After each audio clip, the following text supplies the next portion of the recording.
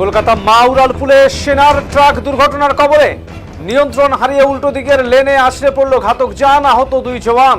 সাত সকালে ভয়াবহ দুর্ঘটনার সাক্ষী থাকলো কলকাতার মাউরালপুল।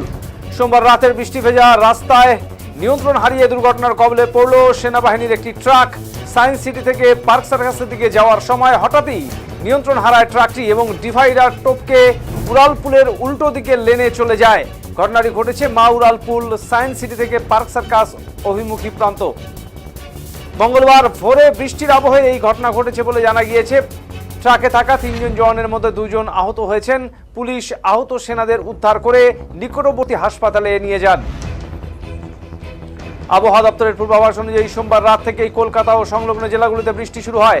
পিচ্ছিল রাস্তার কারণেই কি এই দুর্ঘটনা তা খতিয়ে দেখছে পুলিশ। প্রত্যক্ষদর্শীদের মতে নিয়ন্ত্রণ হারানো ট্রাকটি এতটাই গতিতে ছিল যে সেটি দুমড়ে মুচড়ে গিয়েছে। সাধারণত মাউরালপুলে বাইক দুর্ঘটনার খবর নিয়মিত শোনা গেলেও সেনাবাহিনীর ট্রাকের মতো ভারী যান দুর্ঘটনার কবলে পড়ায় চাঞ্চল্য ছড়িয়েছে। দুর্ঘটনাগ্রস্ত ট্রাকটিকে রাস্তা থেকে সরিয়ে যান চলাচল স্বাভাবিক করার চেষ্টা চালাচ্ছে ট্রাফিক পুলিশ। এই ঘটনার ফলে উড়ালপুলের ওই অংশের বেশ কিছুক্ষণ যানজটের সৃষ্টি হয়।